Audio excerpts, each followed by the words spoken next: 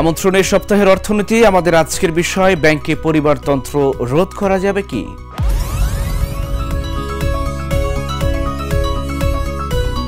Bank খাতে পরিবারতন্ত্রের লাগাম টানতে চায় সরকার। এই লক্ষ্যে সংশোধন করা হচ্ছে ব্যাংক কোম্পানি আইন, যেখানে পরিবারের সংজ্ঞা আরও বিস্তৃত করার কথা বলা হয়েছে। পাশাপাশি কমানো হবে একই পরিবার থেকে পরিচালকদের সংখ্যা এবং পরিচালকদের একটানা পদে থাকার সময়সীমা।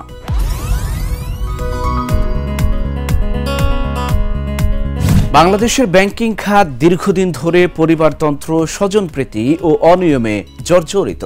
বড় অংশের বেসরকারি ব্যাংকই এক বা দুই পরিবারের নিয়ন্ত্রণে পরিচালিত হয়েছে, যার ফলে ঋণ জালিয়াতি, শেয়ার বাজারের কারসাজি, পরিচালকদের বেআইনি সুবিধা গ্রহণ এবং তদবির ভিত্তিক ব্যাংকিং সংস্কৃতি বাড়তে থাকে। অন্তর্বর্তী সরকার যে আইন সংশোধনের প্রস্তাব এনেছে তা মূলত এই পরিবারতন্ত্রের শিকড় কেটে ফেলতে পারে কিনা সেটাই এখন দেখার বিষয়।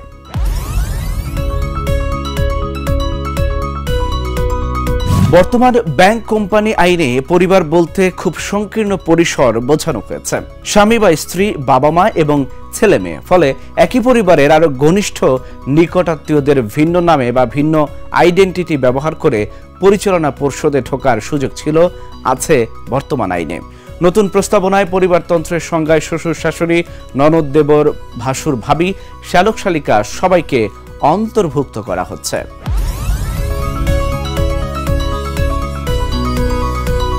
একটি প্রভাবশালী পরিবার আর পরিচালনা পর্ষদে নিজেদের অনুগত বা ঘনিষ্ঠ আত্মীয়দের দিয়ে পর্ষদের বেশিরভাগ নিয়ন্ত্রণ নিতে পারবে না। নেপথ্যে প্রভাব খাটিয়ে অনৈতিক সিদ্ধান্ত নেওয়ার সুযোগ কমবে।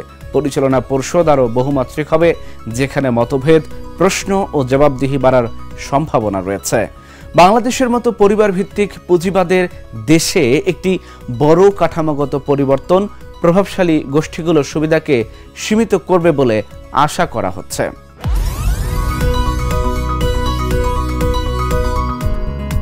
বর্তমানে একই পরিবার থেকে সর্বোচ্চ ৩ জন পরিচালক থাকার সুযোগ রয়েছে। এতে নতুন প্রস্তাব অনুযায়ী এটি 2 জনে নামিয়ে আনা হচ্ছে। এই পরিবর্তনের প্রভাব যা হতে পারে, পর্ষদের সংখ্যাগরিষ্ঠতা হারাবে পরিবার ভিত্তিক গোষ্ঠী। ব্যাংকের বড় সিদ্ধান্তগুলোতে একক পরিবারের আধিপত্য কমবে। ঋণ অনুমোদন, নিয়োগ ও বিনিয়োগের ক্ষেত্রে নিরপেক্ষতা বাড়বে।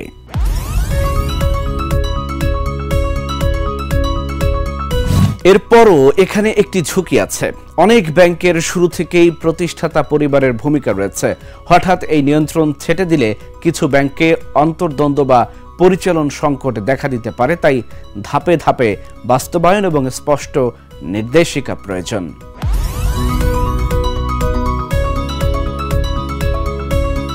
বর্তমানে একজন পরিচালক টানা 12 বছর পদে থাকতে পারেন। নতুন প্রস্তাবে এটি 6 বছর করা হচ্ছে।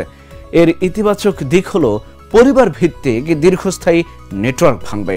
পর্ষদে নতুন নেতৃত্ব, নতুন ভাবনা এবং স্বচ্ছতা আসবে। একই ব্যক্তির দীর্ঘ ক্ষমতাকাল থেকে জন্ম নেওয়া দুর্নীতি ও দাপট কমবে। যেসব দেশে ব্যাংকিং খাত ভালোভাবে নিয়ন্ত্রিত, সেখানেই দেখা যায় ধারাবাহিক পরিবর্তন এবং নতুন রক্ত সঞ্চালন জবাবদিহি বাড়ায়।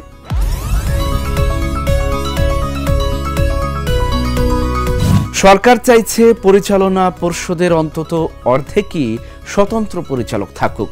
স্বতন্ত্র পরিচালক মানে তিনি ব্যাংকের শেয়ার হোল্ডার নন, একই পরিবারের কেউ নন, ব্যাংকের ব্যবসায়িক স্বার্থের সঙ্গে সরাসরি যুক্ত নন এবং ব্যাংকের কার্যক্রম সম্পর্কে পেশাদারভাবে মত দিতে সক্ষম। এটি বাস্তবায়ন হলে পর্ষদে রাজনৈতিক বা পারিবারিক প্রভাব কমবে। বড় ঋণ, বিনিয়োগ ও আর্থিক সিদ্ধান্তে স্বতন্ত্র মত পাওয়া যাবে। নীতিগত প্রশ্নে ভারসাম্য রক্ষা হবে। তবে এ ব্যবস্থার কার্যকারিতা নির্ভর করবে সত্যিকারের স্বাধীন ব্যক্তিকে নিয়োগ দেওয়া হচ্ছে কিনা। এখানে সবচেয়ে বড় ঝুঁকি হলো রাজনৈতিক বিবেচনায় বা পরিচালকদের সম্পর্কের বিবেচনায়।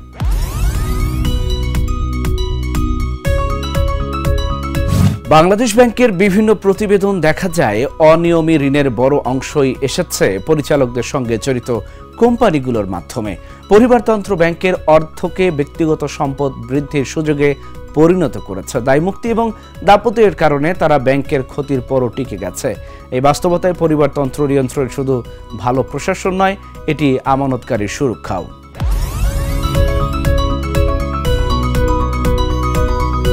আইন পরিবর্তন সহজ, কিন্তু বাস্তবায়ন কঠিন। কারণ ব্যবসায়িক লবির চাপ আসতে পারে। পরিবার ভিত্তিক মালিকানার কারণে আদালত বা রাজনৈতিক তদবির দেখা যেতে পারে। স্বতন্ত্র পরিচালক নিয়োগে পক্ষপাতের আশঙ্কা রয়েছে।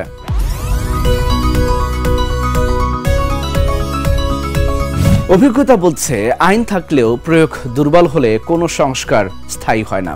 ব্যাংক মালিকদের ওপর বাংলাদেশ ব্যাংকের তদারকি জরুরি, কারণ এটি ব্যাংকিং খাতে সুশাসন নিশ্চিত, অনিয়ম প্রতিরোধ, খেলাপি ঋণ হ্রাস এবং আর্থিক স্থিতিশীলতা বজায় রাখতে সহায়তা করে।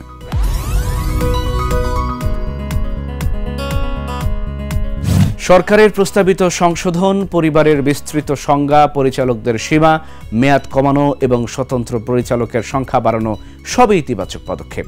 এগুলো বাস্তবায়িত হলে ব্যাংক খাতের কাঠামোগত দুর্বলতা কমতে পারে, জবাবদিহি বাড়তে পারে এবং পরিবারের নিয়ন্ত্রণ ভিত্তিক ব্যাংকিং সংস্কৃতি ভাঙতে পারে।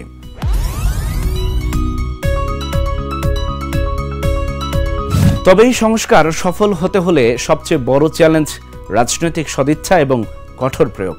এখন প্রশ্ন, সরকার কি এই সংস্কারগুলো বাস্তবে প্রয়োগ করতে যথেষ্ট দৃঢ় অবস্থান নিতে পারবে?